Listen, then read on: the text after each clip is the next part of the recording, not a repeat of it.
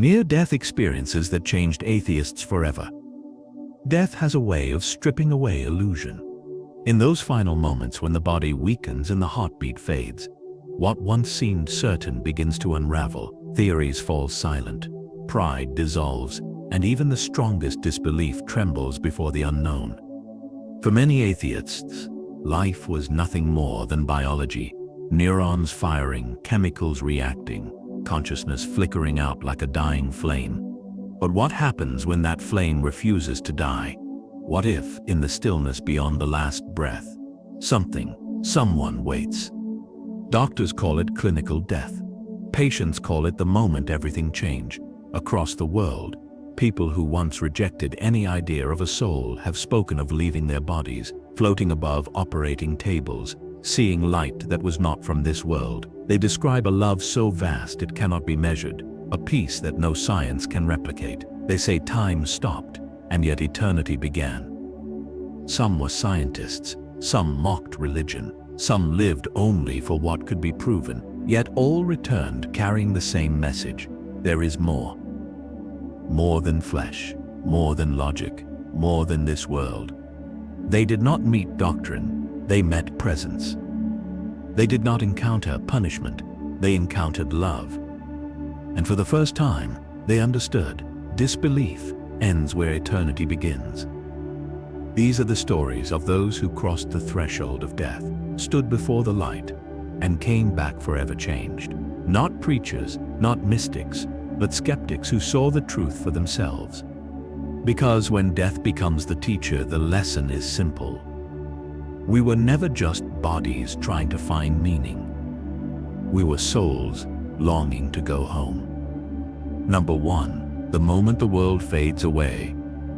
It begins with silence, a silence deeper than anything known in life. Machines scream, doctors rush, but to the one lying still, the noise of the world fades into nothing. The heartbeat stops, the body is still, and yet something is awake.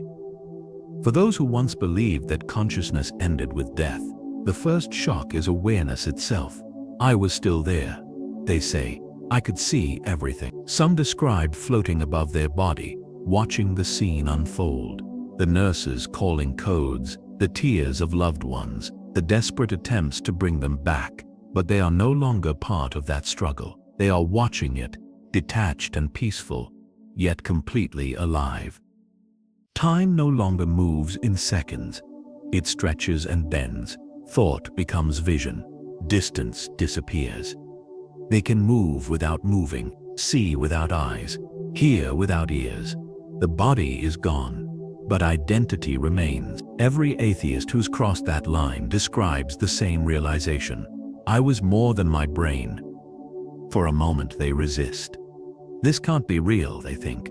Decades of skepticism and logic try to rise, but reason has no voice here. Something far greater speaks. They feel drawn upward, as though gravity itself has reversed. The air, the walls, even the ceiling seem meaningless, for they are now beyond matter, beyond the known. And then the light begins. Not a blinding flash, but a living glow, warm, intelligent, alive. It doesn't shine from one place, it is the place. And in that light, they feel something they never expected to feel in death. A love that knows them completely, that understands every failure and every fear, and yet does not condemn. For some, this moment lasts seconds, for others, eternity. But all who return speak of the same truth. When the world fades, something greater appears. Death, they realized, was not the end of awareness, but the beginning of awakening.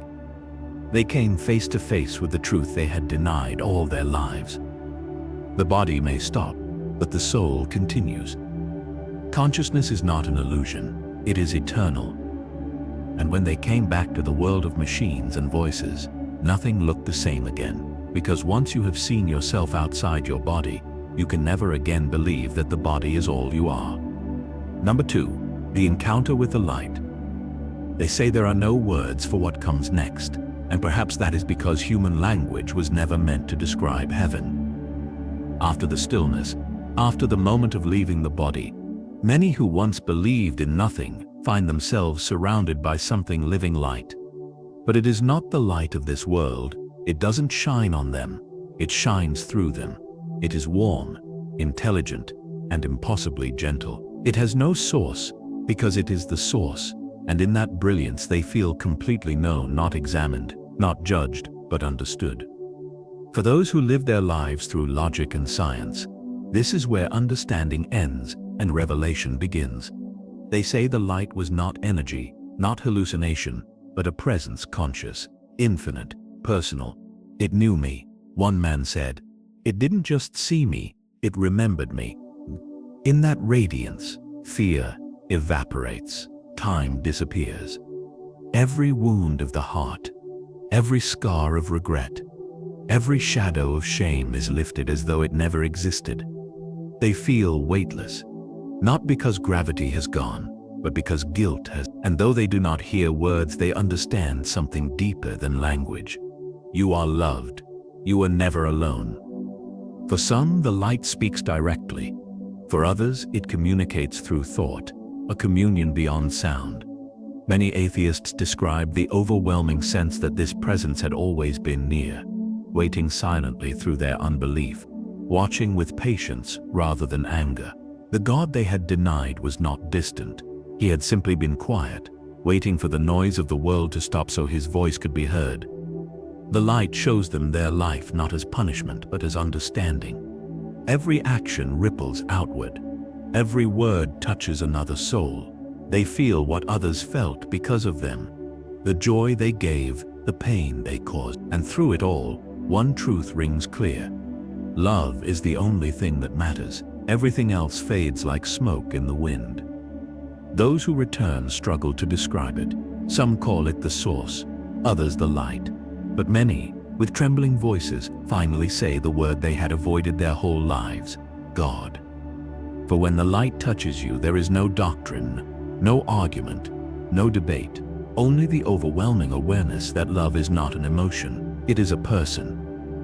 And once you have looked into that light, you can never again believe that death ends anything. Because for the first time they realized they had not been looking at light. They had been looking at home. Number 3, the Life Review, seeing the soul laid bare. After the embrace of the light comes revelation, not of the universe but of the self. Those who return speak of it as a life review, though that phrase barely captures the gravity of what unfolds. It is not like watching a movie. It is stepping into every frame of your existence, every word, every choice, every heartbeat, all at once. Atheists who once dismissed morality as a social construct find themselves standing in the pure presence of truth itself. There is no hiding here, no pretending, no explaining. The light does not accuse or condemn. It simply shows. In an instant, they see their lives not from their own eyes, but through the eyes of others. The laughter they inspired, the pain they caused, the love they gave or withheld. And as they witness each moment, they feel what others felt. When they spoke kindness, joy blooms again in their chest. When they caused harm, the ache of that wound pierces their soul. Every ripple of every action returns, not as punishment, but as understanding. In that divine empathy, they realize what life was truly about, not achievement, not pride, not argument, but love. One man who had spent decades debating the non-existence of God described it this way: "It wasn't judgment, it was truth. I saw my whole life laid out, not through shame but through the eyes of love. I realized God didn't want to punish me, He wanted me to understand." The light shows them that nothing is wasted. Every tear shed in compassion, every quiet act of forgiveness, every moment someone chose love over bitterness, all of it shines like stars in eternity. The smallest kindness turns out to have cosmic weight. And the truth cuts both ways. Pride, cruelty, indifference, all leave marks that echo beyond the moment. They see how their choices shaped not only their own lives, but the lives around them, rippling outward into eternity. It is then that many atheists realize morality was never human invention. It was the fingerprint of God, written on the soul. The conscience they once called evolution was his whisper all along. When the review ends, the light does not say you have failed. It says, now you know. Go and live differently. For this is not condemnation, it is awakening. Those who return carry a new understanding. Heaven's judgment is not the wrath of an angry deity. It is the clarity of perfect love. Number 4. The border between worlds. Every near-death story reaches a moment when the traveler comes to a place that feels like the edge of eternity, a boundary that both welcomes and warns.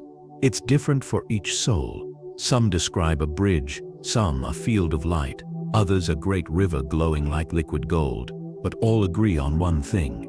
They knew if they crossed it, they would never return. This is the border between worlds, where time and eternity touch. For those who never believed in heaven, it is both breathtaking and humbling. On one side lies perfect peace, beauty that no human color can describe, harmony that makes earthly music sound like static. On the other side, the echo of the life they left unfinished, unhealed, undone. Many say they saw figures waiting beyond the light, loved ones long gone, radiant beings that seemed familiar yet divine. They do not speak with words, but their presence is communication itself. You are known, you are loved, but your work is not finished. Atheists often describe an internal struggle here. Part of them aching to stay, part of them pulled back by something greater. One woman who once mocked all belief said, "I didn't want to leave. That place wasn't just light, it was home. But then I heard a voice say, if you stay, you stop helping. If you return, you'll tell them love is real." And so they return, not as an escape from paradise, but as a calling from it. They sense a thread of purpose pulling them back through the veil. The light seems to say, go back, remember this, and live differently. Crossing back is not easy. Some feel as though they are falling, others as though the light gently recedes. They awaken to harsh hospital lights, pain, confusion. But the memory of the other world burns brighter than any suffering. They often weep, not because of fear, but because of longing. The world they once thought was all there is now feels smaller, heavier. They know now that life on earth is not the destination, it's the classroom. And once they've stood at the border, fear of death disappears. Because death, they realize, is not an end, it's a door. And that door opens into love. Number 5. The return, a changed heart, a new life. When they return, it is never the same. The heartbeat restarts, the lungs fill with air, and the room explodes with noise. But they are no longer who they were. What they saw on the other side cannot be forgotten. It burns inside them like a living flame. Those who once mocked faith now weep at the sound of prayer. Those who feared death now wake each morning with new eyes, grateful simply to exist. The world they return to feels both familiar and foreign. The colors seem brighter, the faces around them more sacred, and even the smallest act of kindness feels eternal. Doctors call it recovery. They call it rebirth. Atheists who once trusted only in reason now speak with quiet reverence about love, not romantic love, but something divine, intelligent, and unconditional. Many describe an ache, a holy homesickness, for the place of light they left behind. They say the memory of that presence stays with them, guiding every decision, whispering through moments of silence. Live with love. That's why you returned. Their priorities change overnight. Some abandon careers built on ego to live lives of service, becoming counselors, healers, or simply kinder parents and friends. They no longer chase wealth or fame. What once mattered seems meaningless in the light of eternity. One man, an atheist surgeon, said, "I came back with the knowledge that love is the structure of the universe. Everything else, science, knowledge, discovery, is just learning how to return to it." Others describe how their relationships transform. Forgiveness becomes easier. Anger fades quickly. Compassion flows without effort. They understand that everyone, even those they once judged or despised, carries the same spark of divine life they saw beyond the veil. Every person is a reflection of that light. Yet, returning is also painful. The body feels heavy. The noise of the world grates against their newfound peace.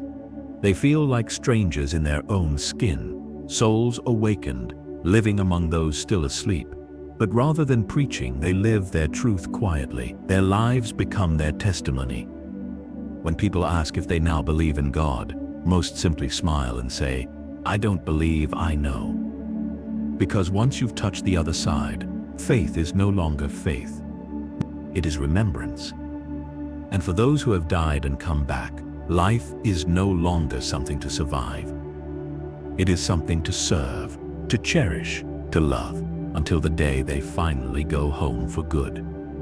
Number 6, science and the soul, the unexplainable evidence. For centuries, science has been humanity's torch in the dark, explaining storms, healing diseases, unraveling mysteries once thought divine. But there is one frontier that even the brightest minds still approach with trembling hands: the mystery of consciousness. What happens when the brain stops, yet awareness continues? In hospital rooms across the world, doctors have watched patients die. Heart flatlined, brain activity gone, only to revive minutes later with stories that defy biology.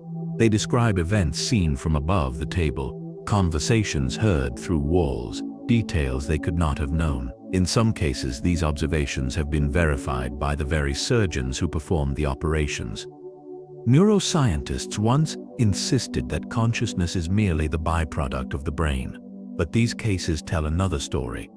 One that suggests the soul is not trapped inside the body, but merely uses it as an instrument. When the instrument breaks, the music doesn't end, it simply changes form. Dr. Evan Alexander, a Harvard neurosurgeon and former atheist, is one of the most famous examples. After a severe brain infection left him in a coma with no measurable brain function, he experienced a vivid journey beyond life, radiant beings, endless landscapes, and an overwhelming sense of divine presence. Upon recovery, he said, "My brain was dead, yet my consciousness was more alive than ever." His testimony shook the scientific world because it came not from belief, but from evidence. Hundreds of similar accounts have been recorded by researchers such as Dr. Raymond Moody, Dr. Pim van Lommel, and Dr. Bruce Grayson.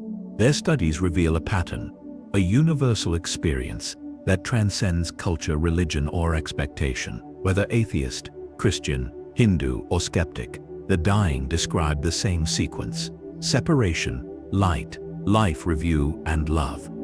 Science has not disproved the soul, it has stumbled upon it.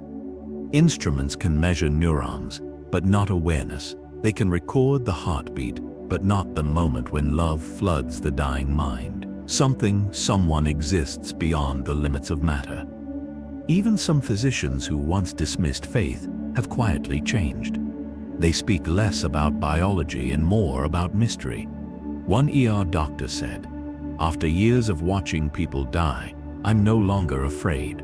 I've seen too many eyes light up at something none of us could see." Perhaps the greatest irony is this: the closer science gets to understanding death, the more it points to life. Because the deeper we look into the universe and into ourselves, the clearer it becomes. We were never just physical beings chasing survival. We are eternal souls remembering where we came from. Number 7, the message from the edge of eternity. When those who have crossed death's threshold return, they carry more than memories. They carry a message. It is simple, universal, and unshakable. Love is the reason for everything. Every atheist, scientist, or skeptic who touched the light speaks of the same truth, that existence itself is built on love. Not the fragile emotion that rises and fades, but a force that sustains reality, that moves the stars and holds every soul. In that other realm, they say love was not something you felt, it was the atmosphere you breathe. It was everywhere, in everything, as real and alive as light itself. Some describe hearing words that changed them forever. You were never alone. That one sentence breaks them. All the years of disbelief, all the armor of intellect, all the cynicism built from pain, gone in an instant. They realize that through every loss, every sorrow, every lonely night, that presence had been beside them. Not judging, not forcing, only waiting. They come back understanding what life on earth truly is, a school for the soul, a place where we learn to love in the midst of imperfection, where kindness has eternal weight and forgiveness echoes through eternity. What we build, what we own, what we prove, none of it endures, but every act of love remains. One man, a former atheist, who clinically died for 10 minutes, put it this way. I thought the universe was cold and empty, but when I died, I found warmth. When I stopped breathing, I was finally alive. The light told me, you were made from love, for love to return to love. Others echo that same realization, that heaven is not just a destination, it is a presence. It is here, now, waiting to be recognized in the way we treat each other. The light they saw beyond death still flickers in every act of compassion, every prayer whispered for a stranger, every tear shed for another soul. They no longer see death as an ending, but as a homecoming.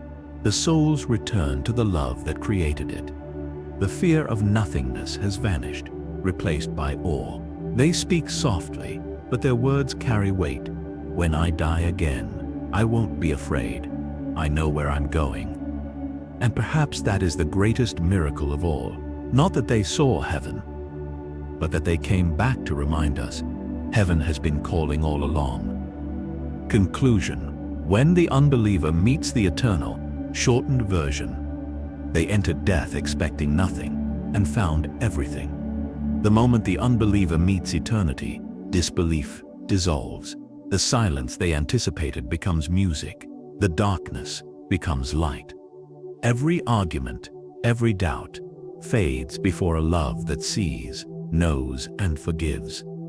They realize life was never random. It was sacred. Every act of kindness, every tear, every breath was part of a divine story. Death did not end their existence. It revealed their true identity, an eternal soul, known and loved by its creator. Disbelief dies where eternity begins. And in that moment, they understand. Love was real all along.